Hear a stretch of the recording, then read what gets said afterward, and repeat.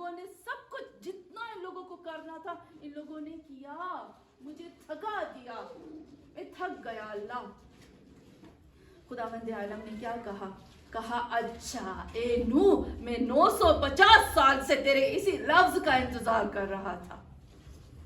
خدا نہ کرے کہ کہیں ہمارے وقت کے امام کی زبان میں سے ہمارے لیے کوئی ایسا لفظ نکلے, خدا نہ کرے. نوح میں 950 سال اسی انتظار میں تھا.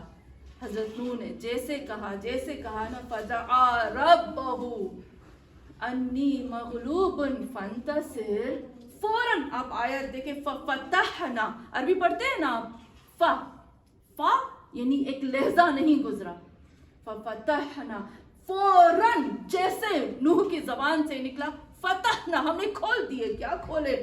ابواب السماء, آسمان کے دروازے, اور پھر بماء منہمر, ایسے پانی کے ساتھ جو منہمر ہے. ہمر میں عربی کرتی ہوں, شاید یہ جو چھوٹے چھوٹے لفظ ہیں نا یہ آپ کو یاد رہ جائیں. شاید قیامت کے دن ہم رسول سے کہہ سکیں, یا رسول اللہ یہ لفظ تو مجھے ملا, یہ لفظ مجھے ملا. ہم آپ کی شکایت سے بری ہوتے ہیں. منہمر, کس طرح سے اللہ نے کہا آسمان کو, میں نے کہا پانی کو بھیجو, ہم سمجھتے ہیں منہمر پانی برستا رہا. ہمر کا مطلب ہوتا ہے کہ جب کسی جانور کا جب آپ دودھ دھوتے ہو نا, آخری قطرے تک دودھ کو نچوڑ کر لے کر آنے کو کہتے ہیں ہمر. انسان جب روتا ہے اس کی باڈی کا ہر چیز خشک ہو جاتی, ایک قطرہ جو آخری رہتا ہے نا اس کو کہتے ہیں ہمر. میں نے آسمان سے کہا کہ اپنے تمام پانی کو نچوڑ کے رکھ دو کہ ایک قطرہ بھی تیرے اندر باقی نہ رہے. صرف اور صرف اس دور کے نبی نے ایک لفظ کی شکایت کی, آہ بھری. ہاں مومنات, پھر پروردگار عالم کہتا ہے ففجرنا, پھاڑ دیا ہم نے, فجر چیر دیا, پھاڑ دیا ہم نے. کس چیز کو؟ الارض, زمین کو, عیوناً, چشمے پھوٹ پڑے اس میں سے. اور پھر کہتا ہے فلتقى الماء على امر قد قدر, کہا اس طرح سے میں نے پھاڑا کہ زمین کے اندر جتنا پانی تھا, جس جگہ سے پانی تھا نا وہ پھوٹ کر مل گیا, اور ملنے کے بعد زمین اور آسمان کا پانی ایک ہو گیا. اب آپ سوچو کیا حالت ہوئی ہوگی, کس طرح سے حالت ہوئی ہوگی ان لوگوں کی. اور کتنے لوگ بچے, کتنے لوگ حضرت نوح پر ایمان لائے؟ شیعوں میں سے ہم گنے چنے شیعوں میں سے اصل پیور شیعہ تو گنے چنے ہی ہوں گے.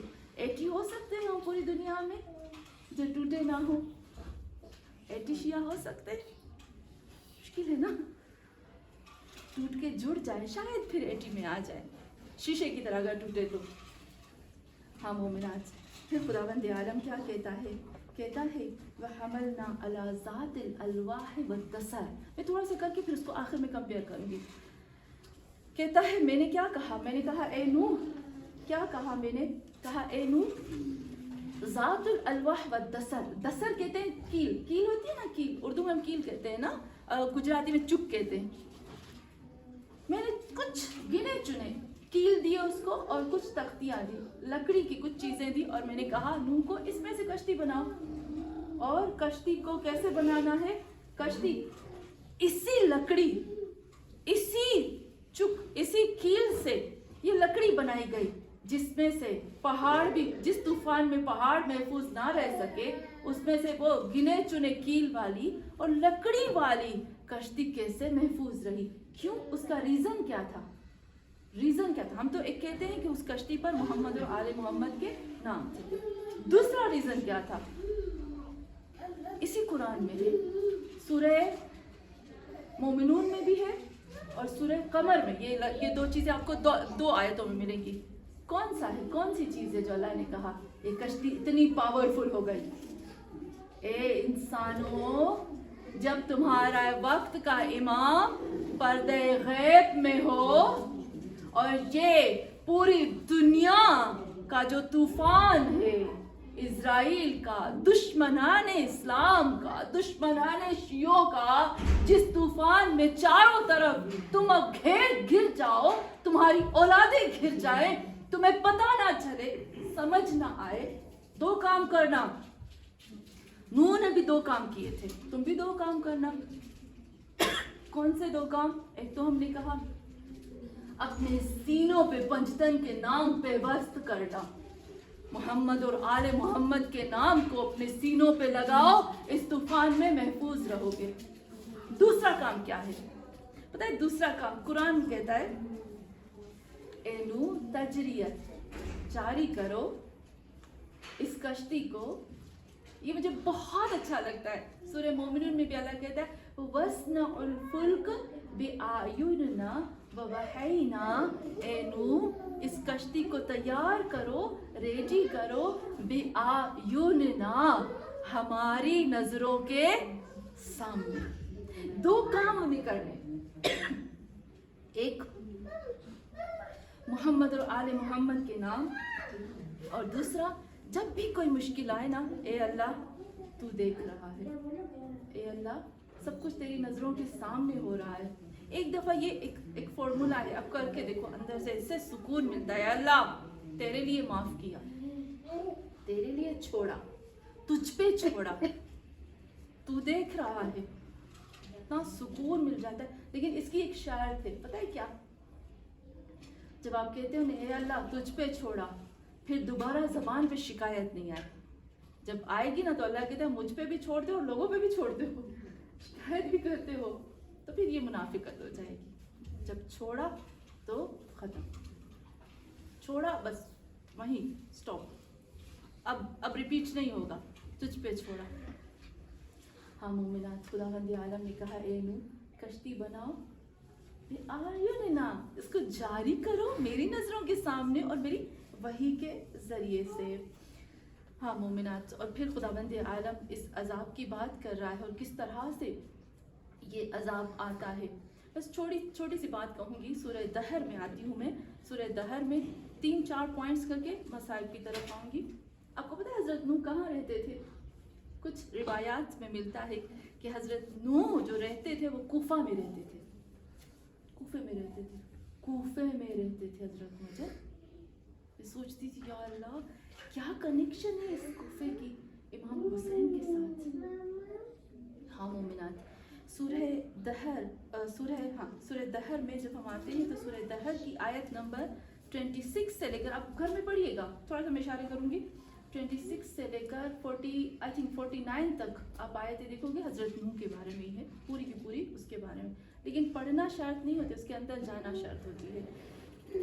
उसमें 4 चीज़ें ऐसी थी जिसकी वजह से अजाब आया।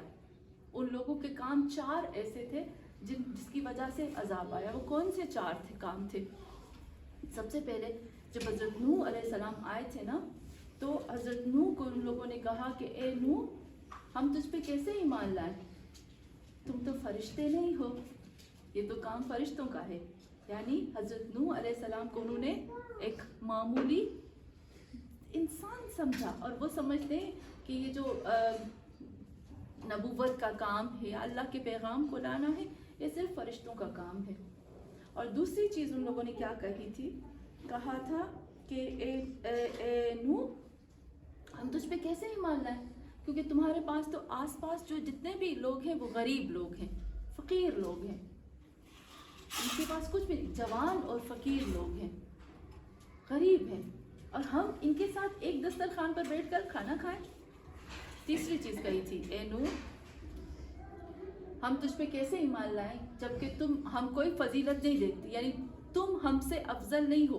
वो उनके अंदर इतना तकब्बुर था कि वो अपने आप को कुछ समझते थे कि हम कुछ हैं, तुम कुछ भी नहीं हो। चौथी चीज़ जो बहुत मेन चीज़ है वो ये थी, मैं जल्दी से बता रही हूँ और आप घर में जाकर उसके बारे में ज़रूर सोचिएगा। चौथी चीज़ क्या थी? उन्होंने कहा ए नूह हमें सब जाहिर करके दिखाओ। जाहिर आप समझते हैं, एक्सपेरिमेंट चाहिए, तजुर्बे चाहिए, फिजिकल चीज़ दिखाओ, गैब शेब कुछ नहीं। हालांकि हम कुरान में पढ़ते हैं ज़ालिकल किताब ला रैब फीह हुदल लिल मुत्तकीन अल्लज़ीना युमिनूना बिल गैब। असल मोमिन होता है जो गैब पर भी ईमान रखता है और ज़ाहिर पर भी।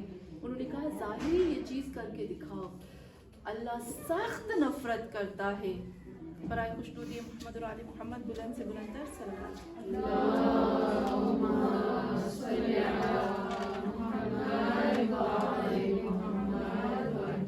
اللہ سخت نفرت کرتا ہے ان لوگوں سے جو غریب لوگوں کو حقیر سمجھتا ہے. وہ سمجھتا ہے کہ میں کچھ ہوں, اپنے آپ کو کہتا ہے میں بھی سب کچھ ہوں.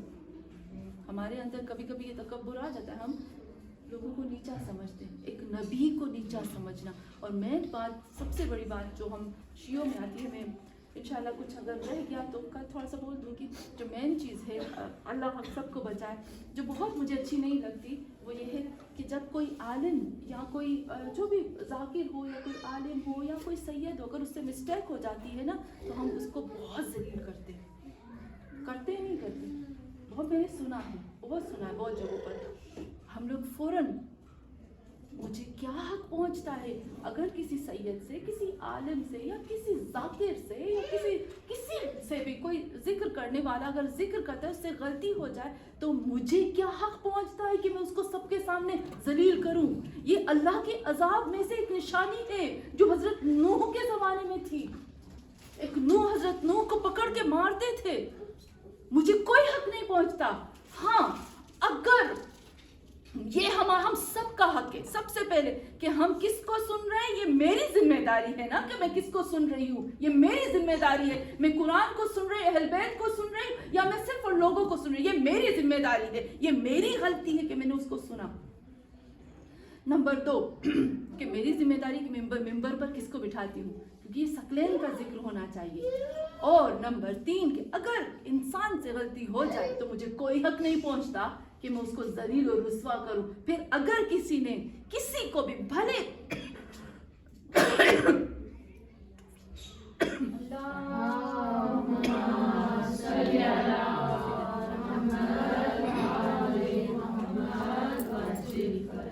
بھلے وہ کتنا ہی حقیر اور کمتر کیوں نہ ہو, پر مجھے حق نہیں پہنچتا کہ میں اس کو ذلیل کروں. لیکن ایک حق میرا ہے. کیا ہے؟ میں اس کے ساتھ بحث کروں, میں اس کو پروف پوچھوں, میں اس کے ساتھ دلیل کے ساتھ بات کروں. یہ میرا حق ہے نا, یہ رائٹ ہے میرا کہ مجھے اللہ اور رسول نے دیا ہے. اگر مجھ سے مسٹیک ہوتی ہے, اگر غلطی ہوتی ہے, اب سب کا حق ہے کہ آپ پوچھو. اگر کسی سے ہوتی ہے تو میرا حق ہے کہ میں جا کر اس سے پوچھوں. تو ہاں مومنات, یہ 5 چیزیں حضرت نوح کی اندر ایسی تھیں. اللہم صلی علی محمد وعجل فرجہ. اللہم صلی علی محمد وعجل فرجہ. یہ 5 چیزیں ایسی تھیں کہ جس کی وجہ سے حضرت نوح علیہ السلام کی قوم پہ عذاب آ گیا. تو اب یہ 5 چیزیں تو ہمیں مل گئی نا. آج 5 چیزیں ہم یہاں سے لے کر جا رہے ہیں. انشاءاللہ ہر روز ہم لے کر جائیں گے کہ یہ 5 چیزیں اب مجھے یہ اس 5 چیزوں پہ کام کرنا ہے اور یہ 5 چیزیں اپنی زندگی سے نکالنی ہے. ہم دیکھتے ہیں کہ اے نوح, آپ کی کشتی کی مثال محمد اور آل محمد کی طرح ہے. ہم خدا سے کہتے ہیں کہ اے خدا, اگر حسین نہ ہوتا, میرا دل کہتا ہے اگر عاشور نہ ہوتی, اگر حسین نہ ہوتا نا, کب کی امت محمدی خلاص ہو چکی ہوتی, ختم ہو چکی ہوتی. ہاں زاداران امام, ہم حسین کی کشتی میں سوار ہوتے ہیں, ہم محمد اور آل محمد کی کشتی میں سوار ہوتے ہیں کہ جس کی وجہ سے خدا نے ہمیں بچا لیا. آج پہلی محرم آ گئی, میں قربان ہو جاؤں حسین پر. میں ہمیشہ سوچتی ہوں جب کربلا جاتی ہوں نا, جب مدینے جاتی ہوں, جب ایران جاتی ہوں نا, تو جب میں نکلنے لگتی ہوں, جب روزہ حسین سے نکلنے لگتی ہوں نا, میں کبھی ودا نہیں کرتی, کبھی خدا حافظ نہیں کرتی, کیونکہ حسین کے روزے سے جدا ہونا میرے لیے بڑا مشکل ہوتا ہے. ہاں مومنات, میں کہوں گی کہ میرے مولا حسین, میں ایک خسیس انسان کہ جب روزے رسول پہ آتی ہوں میں ذریعے رسول کے پاس بھی نہیں جا سکتی, میں جنت البقیع میں اندر جا نہیں سکتی. اے میرے مولا, پھر بھی میرا دل گھبراتا, پھر بھی میں رو کے کہتی ہوں, یا زہرا کس دل سے جدا ہو رہی, یا زہرا دوبارہ کب بلاؤ گے, میں صدقے جاؤں, میں قربان جاؤں سے. مجھے بڑی تکلیف دیتی ہے وہ چیز کہ جب آپ نے مدینہ چھوڑا. تاریخ لکھتی ہے کہ جب حسین نے مدینہ چھوڑا نا, تو حسین روزے رسول پہ بڑا گریا کیا. زہرا کی قبر پہ آئے, بی بی خدیجہ کی قبر پہ آئے. ایک وقت آیا, حسین جس گلی سے گزرتے تھے نا, سب نے حسین کو گلے سے لگا کر کہا. عبداللہ کہتا ہے, حسین نہ جاؤ, تیرا چہرہ بڑا چاند جیسا. حسین ہم نے سنا تم واپس نہیں آؤ گے.